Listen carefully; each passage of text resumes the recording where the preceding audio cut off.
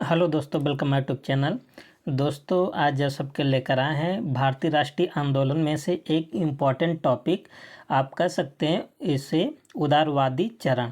तो आप जानते हैं जब से कांग्रेस की स्थापना हुआ था, अर्थात 1885 से लेकर के 1905 तक, समय को क्या बोला जाता है? उदारीकरण समय, ठीक है, काल। तो आज हम सब देखेंगे इसके बीच जितने भी इम्पोर्टेंट इवेंट हुए थे सबको देखेंगे, ठीक है, क्योंकि ये भारतीय राष्ट्रीय आंदोलन का सबसे इम्पोर्टेंट टॉपिक है। तो यदि आप सब पेट का एग्ज़ाम आप सब दे रहे हैं जो 6-7 तारीख को लगा है, तो आपके लिए बहुत इम्पोर्टेंट होगा, क्योंकि शुरू शुरू से तो ये क्वेश्चन बनाते ही एग्जामिनर, ठीक है। यूपी ट्रिपल एससी का मोस्ट इम्पॉर्टेंट टॉपिक भी है। तो चलते हैं। पहला क्वेश्चन क्या है कि कांग्रेस के उदारवादी चरण में उनकी राजनीति का बल निम्न में से किस बात पर नहीं था? ध्यान देना, थोड़ा क्वेश्चन है, हार्ड होगा, ठीक है, क्योंकि आजकल यूपी ट्रिपल एससी भी अच्छे अच्छे क्वेश्चन पूछ रहा है। तो कह रहा कि कांग्रेस के उदारवादी चरण में उनकी राजनीति का बल कौन सा नहीं था? तो स्वशासन का लक्ष्य प्राप्त करना, ये उदारवादी चरण का बल नहीं था, क्योंकि स्वशासन तो बाद में आया था, ठीक है। तो देख लेते कौन कौन सा था, ये आप सबको याद होना चाहिए। प्रार्थना, प्रतिवेदन और स्मरण पत्र की राजनीति द्वारा ब्रिटिश सरकार से रियासत प्राप्त करना। दोस्तों, आप सबको बता दें, जो उदारवादी लोग थे ना, वो प्रार्थना के माध्यम से, याचना के माध्यम से अपनी बात को अंग्रेजों से मनवाते थे, ठीक है। और कांग्रेस ब्रिटेन से अपना संधि विच्छेद नहीं करना चाहते थे, ये भी बात सही है। और उन्हें संवैधानिकता का उल्लंघन स्वीकार नहीं था, ये भी बात सही है। जो उदारवादी लोग थे ना, वो सब ब्रिटिश के अंडर में रहते हुए भारत की क्या कहते हैं, शासन चाहते थे, उत्थान चाहते थे, ठीक है। तो इसका आंसर क्या बन जाएगा? Option B. तो आप सब यहाँ पर देख सकते हैं कि स्वशासन का लक्ष्य उदारवादी नेताओं की मांग नहीं था, उग्र राष्ट्रवादी नेताओं द्वारा इसकी मांग की गई।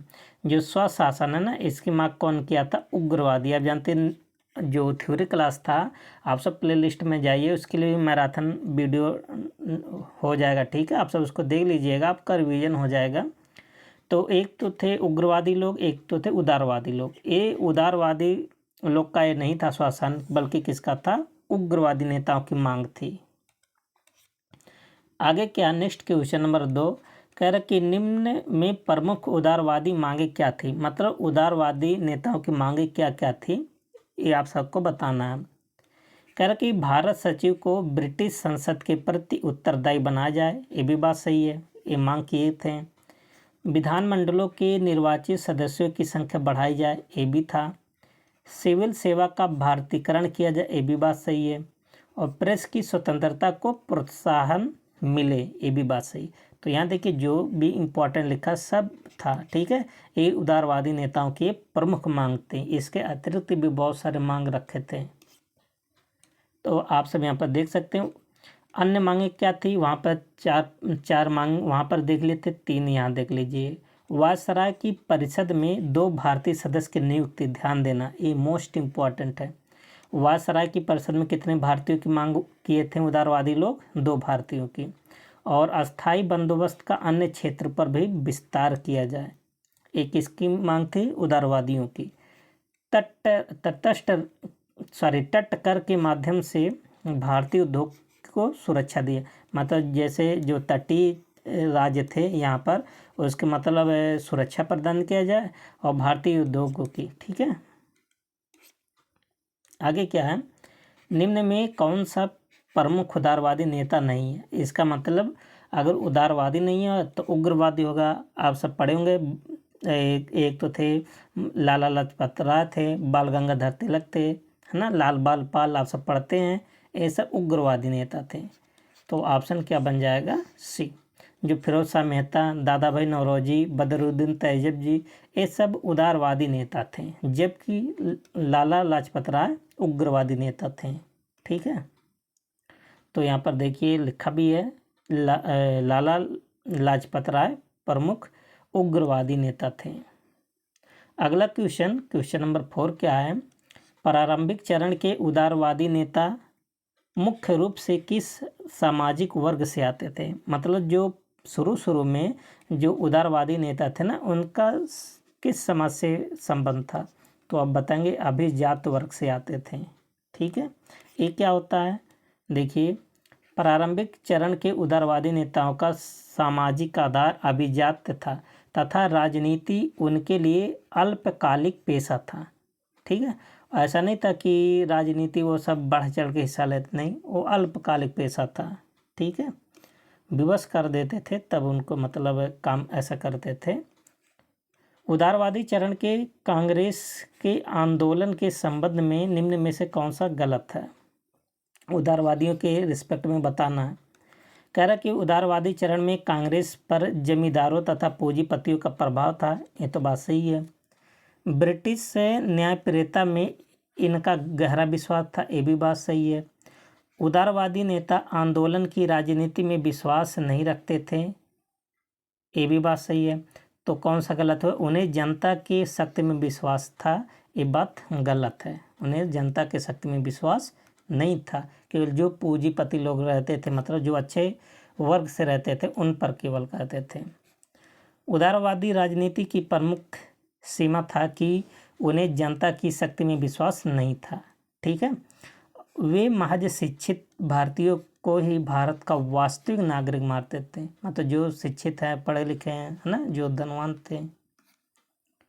आगे क्या है? क्वेश्चन नंबर 6, किसने कांग्रेस को सूक्ष्मदर्शी अल्पसंख्यक जनता का प्रतिनिधि बताते हुए उसका मजाक उड़ाया था?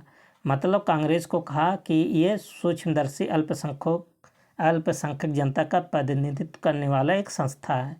तो किसने कहकर मजाक उड़ाया था? करजन। ठीक है, तो इसका समय अगर आप बात करें तो 1899 से लेकर 1905 तक इसका शासनकाल करजन का। ठीक है, और करजन के समय में बंगाल का विभाजन भी हुआ था। आप सब देख सॉरी करजन ने नहीं कहा था, ये डफरिन कहा था। डफरिन। ऑप्शन क्या बन जाएगा? डी। देखिए, लॉर्ड डफरिन के लॉर्ड डफरिन का जो कार्यकाल है कब तक था? 1884 से 1888। ठीक है, और इसी के समय में कांग्रेस की स्थापना हुआ था 28 दिसंबर 1885 को।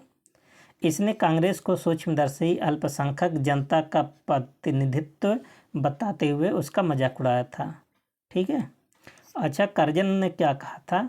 तो करजन ने कहा था कि मेरी इच्छा है कि मैं कांग्रेस को, मतलब इसको मरते हुए देखना चाहता हूँ, लड़खड़ाते हुए मरते हुए देखना चाहता हूँ। ये स्टेटमेंट किसने दिया था? करजन ने दिया था। ठीक है, अगला क्वेश्चन क्या है? Question number 7। देखिए, मिलान करना है। एक तरफ कांग्रेस का अधिवेशन और उसके अध्यक्ष। आप जानते हैं कि कांग्रेस का जो प्रथम अधिवेशन हुआ था उसमें अध्यक्ष कौन बने थे? WC बनर्जी। कांग्रेस के दूसरा अधिवेशन के अध्यक्ष दादा भाई नौरोजी साहब। कांग्रेस का तीसरा अधिवेशन कौन बने थे? प्रथम मुस्लिम बदरुद्दीन तैयब जी। और पहला जो यूरोपीय या अंग्रेज अध्यक्ष कौन बना था? जज यूले। तो इसका आंसर क्या बन जाएगा? पहला वाला जाएगा 2 पर, तो 2 से शुरू होगा, तो पहला नहीं होगा और डी नहीं होगा। दूसरा जाएगा 1 पर, तो यहाँ भी 1 है, और तीसरा वाला जाएगा 3 पर, और चौथा वाला जाएगा किस पर? 4 पर। तो यहाँ पर आंसर क्या बन जाएगा? C option. तो यहाँ पर आप सब देख सकते हैं कि प्रथम अधिवेशन की अध्यक्षता WC बनर्जी ने किया था, बिमेश चंद्र बनर्जी। दूसरा वाला अधिवेशन की अध्यक्षता दादा भाई नौरोजी साहब। तीसरा अधिवेशन की अध्यक्षता पहला मुस्लिम बदरुद्दीन तैयब जी, और पहला अंग्रेज या यूरोपीय चौथा अधिवेशन जो हुआ था उसका अध्यक्ष किया था जॉर्ज यूले ने। ठीक है, अगला क्वेश्चन नंबर 8 क्या है? निम्नलिखित में से कौन एक भारतीय राष्ट्रीय कांग्रेस से कभी संबद्ध नहीं रहे? मोस्ट इम्पॉर्टेंट क्वेश्चन है ये, बहुत लोग एक गलत कर देंगे। मतलब ऐसा नेता का नाम बताना जो कभी, मतलब भारतीय राष्ट्रीय कांग्रेस से संबंध उनका था ही नहीं। तो आप बताएंगे सर सैयद अहमद खान। इनका नाम बहुत इम्पॉर्टेंट है, आप सब देखते होंगे कई जगह इनका नाम जुड़ा रहता है। सर सैयद अहमद खान, अलीगढ़ यूनिवर्सिटी से भी इनका नाम जुड़ा है। ठीक है, तो आंसर क्या बन जाएगा? डी। देखिए, सर सैयद अहमद खान जो थे भारतीय राष्ट्रीय कांग्रेस से कभी संबंध नहीं रहे। 1857 के विद्रोह के समय कंपनी की न्यायिक सेवा में थे। ठीक है, ये कंपनी के मतलब ये उस समय जो अंग्रेज था, आप कह सकते हैं सरकारी आदमी थे। ठीक है, वह कंपनी के प्रति पूर्णतः राजभक्त थे, मतलब कंपनी अंग्रेजों के प्रति राजभक्त थे। ठीक है, अगला क्वेश्चन नंबर 9, उदारवादियों की सबसे बड़ी देन निम्न में से क्या थी? उदारवादियों की सबसे बड़ी देन। ठीक है, तो लोगों को राष्ट्रव्यापी आंदोलन के प्रति जागृत करना नहीं, धन की निकासी के सिद्धांत का प्रतिपादन करना। बिल्कुल बात सही है। देखिए, जो उदारवादियों की सबसे बड़ी देन क्या थी, मांग क्या था ना, धन की निकासी के सिद्धांत का प्रतिपादन करना।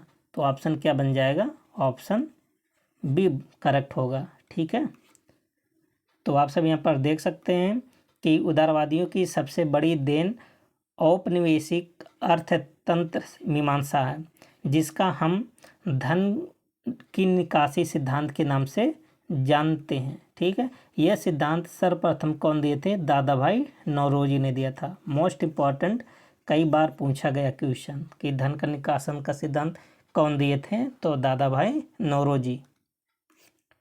अगला क्वेश्चन नंबर 10, देखिए, निम्न में से क्या उदारवादी चरण के योगदान को दर्शाता है?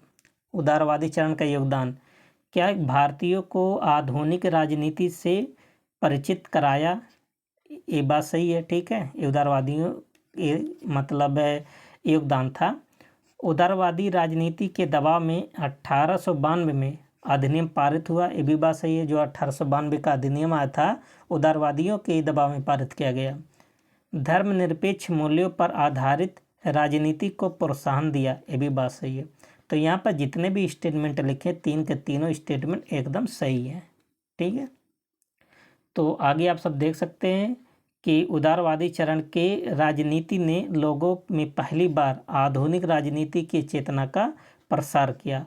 उन्होंने धन की निकासी का सिद्धांत देकर श्वेतों के अधिभार की अवधारणा को चोट पहुंचाया।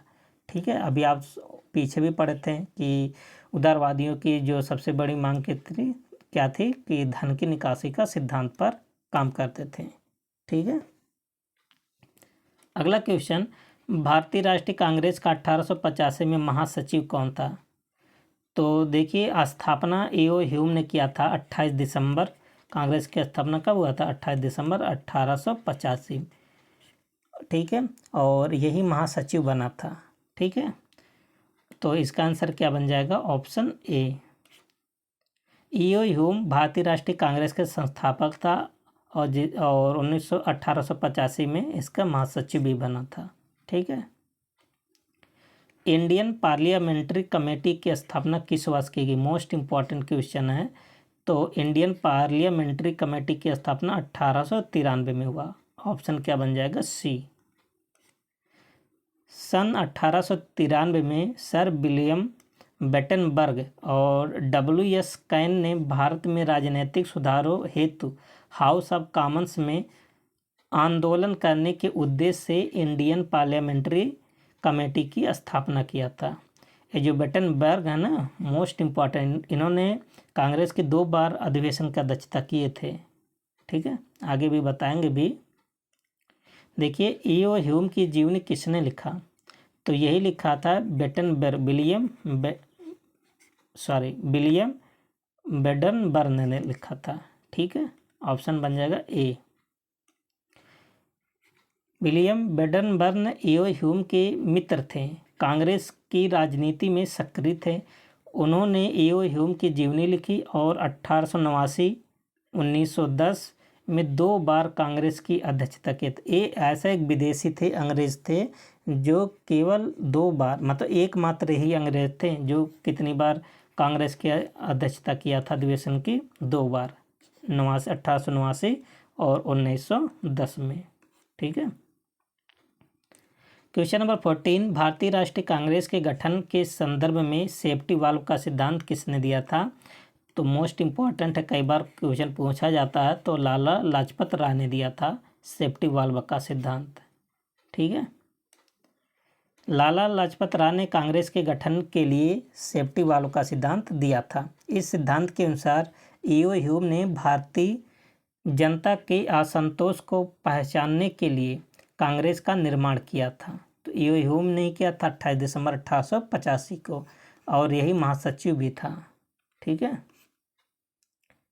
अगला क्वेश्चन नंबर 15, किसने कहा कांग्रेस पतन के लिए लड़खड़ा रही है और मेरी सबसे बड़ी अभिलाषा है या इच्छा, मैं जब तक भारत में रहूं कांग्रेस की शांतिपूर्ण समाप्ति में सहयोग करना है।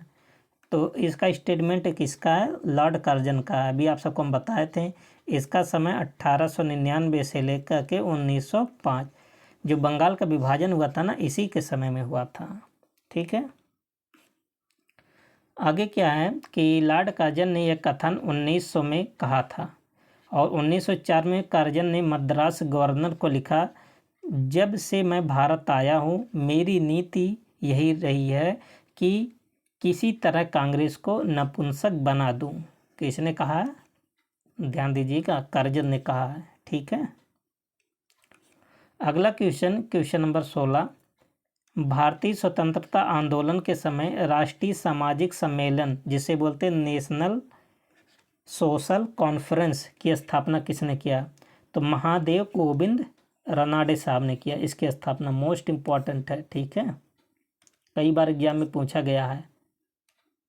देखिए, राष्ट्रीय सामाजिक सम्मेलन नेशनल सोशल कॉन्फ्रेंस की स्थापना महादेव गोविंद रनाडे व आर रघुनाथ राव द्वारा किया गया।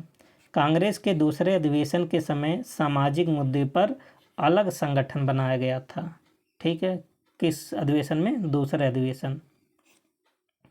क्वेश्चन नंबर 17, निम्न में से किस वायसराय का संबंध उदारवादी राजनीति के काल से नहीं? मतलब ऐसा वायसराय कौन है जिसका संबंध उदारवादी राजनीति से नहीं? आप जानते उदारवादी समय कब से कब तक था? 1885 से 1905 तक। ठीक है। और आप जानते हैं लॉर्ड हार्डिंग द्वितीय का समय कब से कब तक था? 1910 से 1916। तो ये तो सबसे अलग हो जाएगा। तो आंसर क्या बन जाएगा? ऑप्शन डी बन जाएगा। तो यहाँ पर देखिए, मोस्ट इम्पॉर्टेंट है, यहाँ सबका समय भी लिखा है। कांग्रेस के उदारवादी चरण का काल 1885 से 1905 तक माना जाता है। ठीक है। और लॉर्ड लैंसडाउन का समय 1888 से 1894 तक था। और लॉर्ड एल्गिन द्वितीय का समय 94 से 98 तक था। लॉर्ड कर्जन का 1899 से 1905 एग्जाम में पूछा गया है। और लॉर्ड हार्डिंग द्वितीय का समय और कब से कब तक था? 1910 से 1916। और इसी समय में जो भारत की राजधानी कोलकाता से कहाँ बना था? दिल्ली बना था। ठीक है। अगला क्वेश्चन नंबर 18 असेशन रीजन का है। कह रहा कि उदारवादी चरण में कांग्रेस के नेताओं ने किसानों तथा श्रमिकों के समर्थक कानूनों का विरोध किया। क्या बात सही है? देखिए, उदारवादी चरण में कांग्रेस के नेताओं ने किसानों तथा श्रमिकों के समर्थक कानूनों का विरोध किया। ये बात सही है। ठीक है। आप सबको निगेटिव थोड़ा लगेगा स्टेटमेंट, बट ये बात सही है। उदारवादी चरण में कांग्रेस पर जमींदारों तथा पूंजीपतियों का प्रभाव था। ये भी बात सही है। इस मतलब किसका किसका प्रभाव था? जमींदारों और पूंजीपतियों का प्रभाव था, इसलिए तो उसका विरोध कर रहे थे। तो पहला ऑप्शन सही है और उसका एक्सप्लेन भी करता है। देखिए, उदारवादी चरण में कांग्रेस पर जमींदारों और पूंजीपतियों का प्रभाव था। उदारवादी चरण में कांग्रेस के नेताओं ने किसानों तथा श्रमिकों के समर्थक कानूनों का विरोध भी किया था। उन्होंने 1885 के बंगाल में रैयतवाड़ी कानून तथा 1900 में पंजाब में लैंड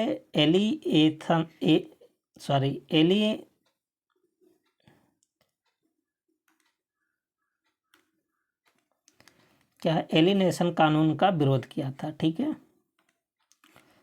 अगला क्वेश्चन नंबर 19, भारतीय राष्ट्रीय कांग्रेस के ब्रिटिश समिति की स्थापना कब हुई थी? ध्यान देना, ब्रिटिश समिति की पूछा है तो आप बताएंगे 1889 में ब्रिटिश समिति की स्थापना हुई थी। ठीक है। तो उदारवादी नेताओं को विश्वास था कि यदि ब्रिटेन में अंग्रेजों तथा भारत की दशा की सही तस्वीर पहुंच जाती है तो सब कुछ ठीक हो जाएगा। एक इसकी सोच है उदारवादी नेताओं की। इसी उद्देश्य की पूर्ति के लिए 1889 में भारतीय राष्ट्रीय कांग्रेस के ब्रिटिश समिति की स्थापना किया। ठीक है। नेक्स्ट क्वेश्चन कह रहा कि शिक्षित व्यक्ति भारतीय जनता के स्वाभाविक नेता होता है, यह कथन किसका है? तो ये कथन कौन कहते हैं? गोपाल कृष्ण गोखले साहब कहते हैं। ठीक है। और कांग्रेस के उदारवादी नेताओं का मानना था कि अभी भारतीय जनता सामाजिक सांस्कृतिक रूप से पिछड़ी है, इसलिए उसे इस राष्ट्रीय आंदोलन में महत्वपूर्ण भूमिका नहीं दी जानी चाहिए। अतः कांग्रेस का प्रारंभिक मांगे शिक्षित भारतीय गुटों के लिए थी। ठीक है, मतलब जो लोग शिक्षित थे। वर्ष 1905 में गोपाल कृष्ण गोखले ने उपयुक्त कथन को कहा था। मतलब जो कथन है कब कहे थे? 1905 में। दोस्तों, जितना इम्पोर्टेंट क्वेश्चन था उदारवादी चरण के लिए आप सबको करवाया जा चुका है। आप सबको वीडियो कैसा लगा? आप सब अपनी राय को कमेंट बॉक्स में ज़रूर बताएं। ठीक है। अब मिलते हैं नेक्स्ट टॉपिक में। तब टॉपिक के लिए तब तक के लिए best of luck. Thank you and take care.